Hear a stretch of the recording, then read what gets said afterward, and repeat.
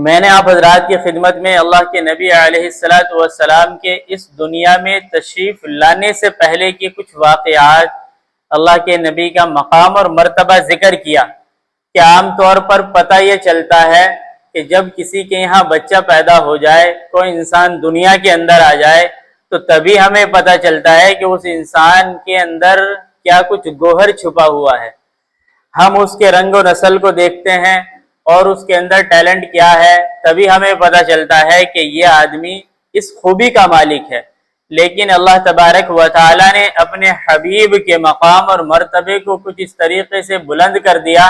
کہ آپ دنیا میں تشریف نہیں لائے، آپ کا دنیا میں آنے سے پہلے ہی لوگوں کے درمیان چرچا تھا۔ آپ کی خوبیاں لوگ جانتے تھے۔ آسمان سے جو پہلے کتابیں نازل کی اللہ رب العزت نے، ان کتابوں کے اندر اللہ تبارک و تعالی نے اپنے نبی کا چرچا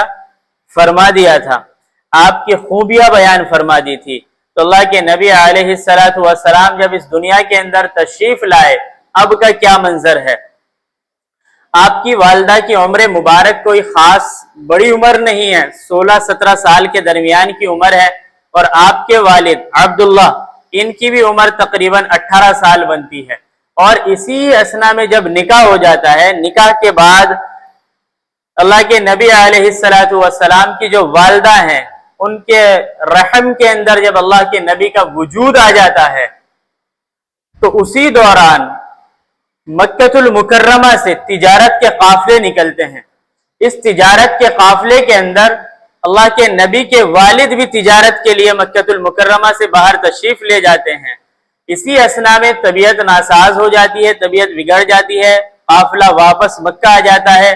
جن لوگوں کے گھروں سے ان کے شوہر تجارت کے لیے گئے تھے، وہ سب ان کا استقبال بھی کرتی ہیں، لیکن اللہ کے نبی کی والدہ بھی استقبال کے لیے منتظر رہتی ہیں، لیکن آپ کے اللہ کے نبی کے والد مکہ واپس نہیں آتے۔ طبیعت خراب ہوتی ہے، مدینہ المنورہ میں قیام پذیر ہو جاتے ہیں، کیونکہ سسرال تو وہی ہے۔ حضرت عبداللہ جب مدینہ المنورہ کے اندر طبیعت ناساز ہوتی ہے، تو یہاں سے کچھ لوگ وہاں جاتے ہیں آپ کی خبر پرسی کے لیے، لیکن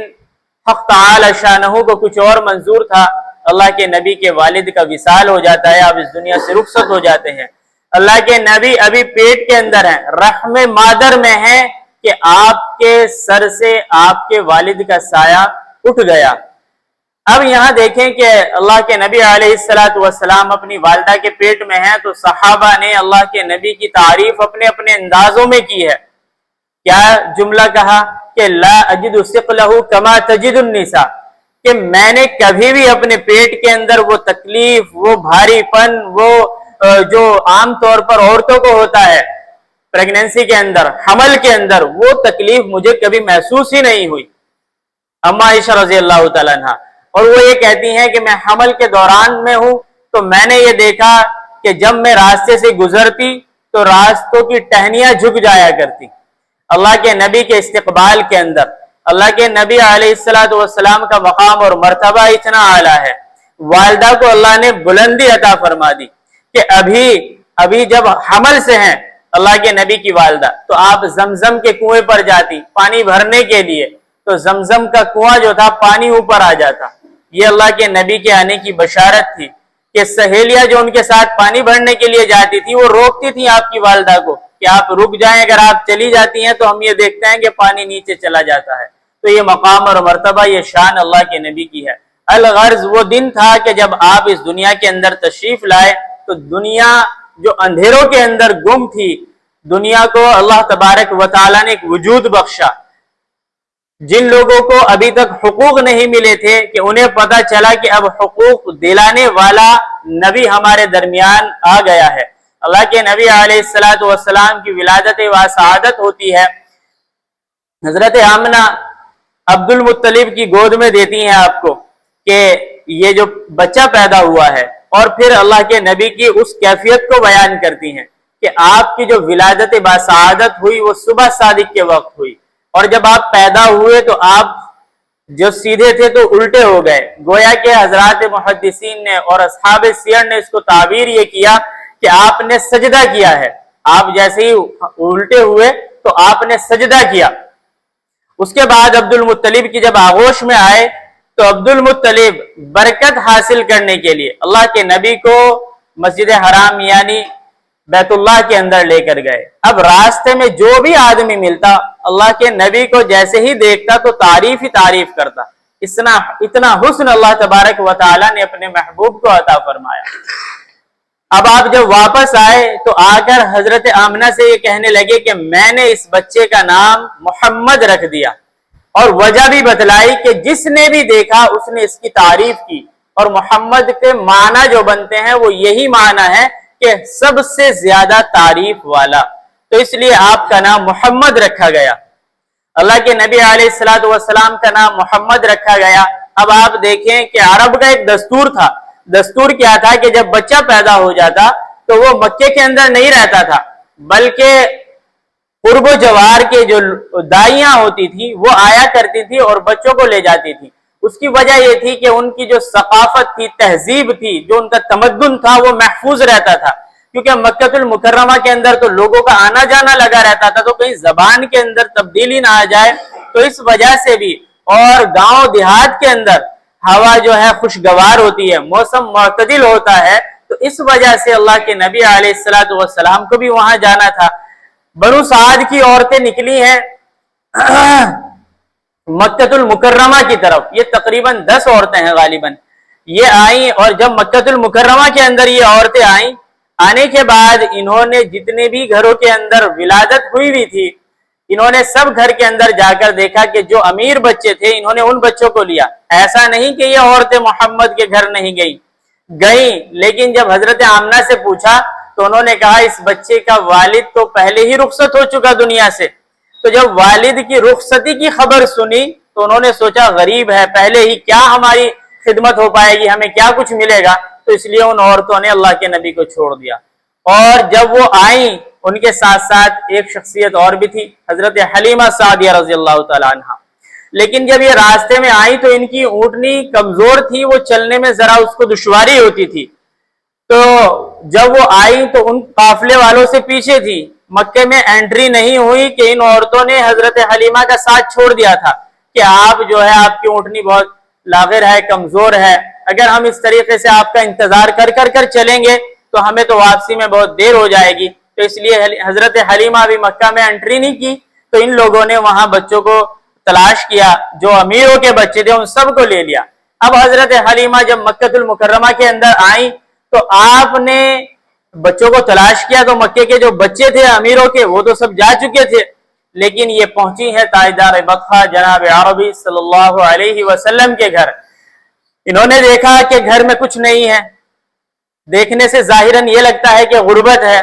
لیکن اللہ کے نبی علیہ الصلوۃ والسلام کے چہرے پر کپڑا ڈلا ہوا تھا، بچے کے اوپر جیسے کپڑا ڈھک دیتے ہیں، تو حضرت حلیمہ نے جب وہ کپڑا ہٹا کر دیکھا تو اللہ کے نبی علیہ الصلوۃ والسلام نے آنکھوں میں آنکھیں جب ڈالی حضرت حلیمہ کی، اور جو مسکان دی ہے، حضرت حلیمہ کہتی ہیں کہ میں اپنا دل دے بیٹھی کہ اب مجھے کچھ نظر نہیں آیا، اور میں نے یہ ارادہ اور یہ نیت کر لی کہ اس بچے کو میں لے کر جاؤں گی۔ اللہ کے نبی علیہ الصلوۃ والسلام کو اب لے کر جاتی تو یہاں ایک جملہ کہا حضرت حلیمہ نے کہ میں دیہات کی رہنے والی ہوں، میں نے دیہات کے اندر اتنے بچے دیکھے، آج تک میں نے ایسا حسین بچہ نہیں دیکھا۔ جب یہ بات حضرت حلیمہ نے کہی تو حضرت آمنہ بھی بول اٹھی کہ میں تو شہر کی رہنے والی ہوں، تم تو گاؤں اور دیہات کی بات کرتی ہو، میں نے شہروں میں آج تک ایسا حسین بچہ نہیں دیکھا۔ چنانچہ اسی طریقے سے وہاں حضرت عبد المطلب بھی آئے اور انہوں نے ان کے جملوں کو سنا تو وہ بول اٹھے کہ تم تو گاؤں اور شہر کی بات کرتی ہو، میں تو ملک در ملک سفر کرتا ہوں، میں نے ملکوں میں ایسا بچہ آج تک نہیں دیکھا۔ یہ اللہ کے نبی علیہ الصلوۃ والسلام کا حسن تھا۔ اب آپ دیکھیں کہ جب ماں اپنے بچے کو رخصت کرتی ہے تو وہ ضرور دعائیں دیتی ہے۔ تاریخ میں ہم دیکھتے ہیں کہ جب حضرت موسیٰ علیہ الصلوۃ والسلام کو ان کی والدہ نے رخصت کیا، دعائیں دی، اور واپس جب حضرت موسیٰ لوٹے ہیں تو ان کا خطاب کیا تھا کہ موسیٰ کلیم اللہ۔ اسی طریقے سے ہم دیکھتے ہیں کہ جب حضرت اسماعیل علیہ الصلوۃ والسلام کی والدہ کو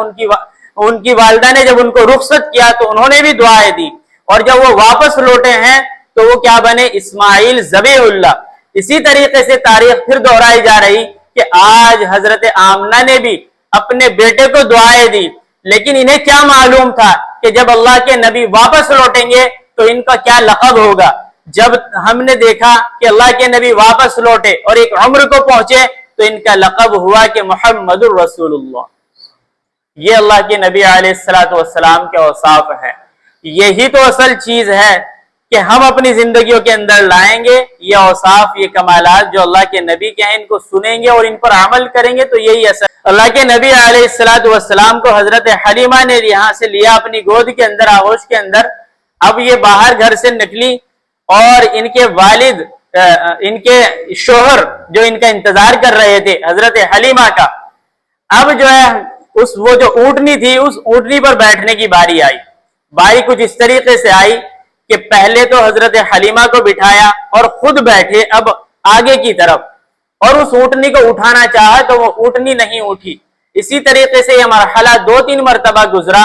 بالآخر وہ اتر گئے اور اب انہوں نے کیا کیا کہ خود بیٹھے اور اپنے آگے اب حضرت حلیمہ کو بٹھایا اور پھر اس سے آگے اللہ کے نبی علیہ السلام تشریف فرما ہوئے۔ اللہ تبارک و تعالیٰ کو بتانا یہ مقصود تھا کہ میرے نبی کا مقام اتنا اعلیٰ ہے کہ دنیا کے یہ صدر بننے والے ہیں، تو تم ان کو اپنے پیچھے کیسے بٹھا سکتے ہو؟ تو اللہ کے نبی جب آگے بیٹھے اب جا کر یہ اونٹنی چلی، اور اس اونٹنی کی رفتار، اس کی چال بدل گئی۔ اب یہ یہاں سے چلی، ان کی جو ساتھی عورتیں تھی وہ ان سے پہلے جا چکی تھی۔ اب اللہ کے نبی جس اونٹنی پر سوار ہیں، ظاہر سی بات ہے کہ اس اونٹنی کی چال، اس کا حال، اس کی کیفیت تو بدلنی ہی تھی۔ ان لوگوں نے اس قافلے کو جا پکڑا۔ قافلے کی جو عورتیں تھیں انہوں نے یہ کہا حضرت حلیمہ سے کہ جب تو ہمارے ساتھ آئی تو تیری اونٹنی سے چلا نہیں جا رہا تھا، اب کیا معاملہ ہے کہ تیری اونٹنی بدل گئی یا کیا ہو گیا؟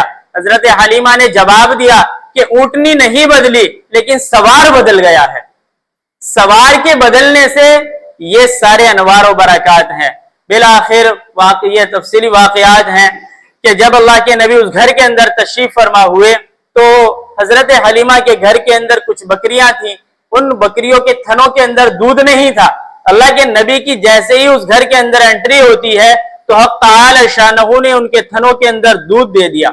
اب یہاں حضرت حلیمہ کے شوہر نے کہا کہ یہ بچہ تو واقعتاً کوئی لائق اور فائق بچہ ہے، یہ بچہ جب سے ہمارے ساتھ آیا ہم اس کے انوار و برکات مستقل دیکھ رہے ہیں، لہٰذا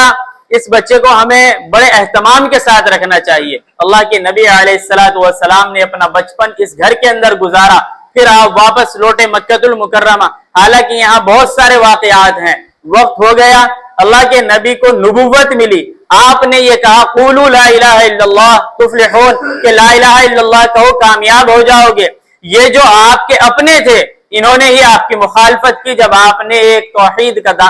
توحید کا نعرہ دیا۔ اللہ کے نبی علیہ السلام اس دنیا کے اندر آئے، یتیموں، غریبوں، مسکینوں کے ان کے سروں پر ہاتھ رکھا ہے آپ نے۔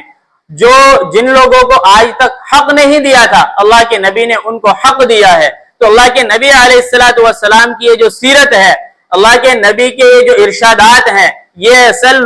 اصل خوشی تو یہ ہے کہ ہم ان کو اپنی زندگی کے اندر لائیں۔ یہ باتیں محض ربیع الاول میں نہیں ہونی چاہیے۔ ہمارے اسلاف کا نظریہ اور طریقہ تو یہ رہا کہ ہم سیرت پر مسلسل پورے سال عمل کرتے ہیں۔ اگر ہماری زندگیوں کے اندر اللہ کے نبی کی سیرت آ جائے تو انشاءاللہ ثم انشاءاللہ ہم دیکھیں گے کہ پھر کامیابی ہمارے قدم بوسی کرے گی، ہمیں ہر میدان کے اندر کامیابی ہوگی، ہم ہر میدان کے اندر فتح یاب ہوں گے۔ جو ذلت و رسوائی ہماری آج دنیا کے اندر ہو رہی اس کی واحد وجہ یہ ہے کہ ہم نے اپنے نبی کے دامن کو چھوڑ دیا، نبی کی تعلیمات کو چھوڑ دیا۔ اس پوری گفتگو کا مقصد ہی صرف یہ ہے کہ حق تعالی شانہ ہم تمام کو اللہ کے نبی کے ارشادات، آپ کے فرمودات پر عمل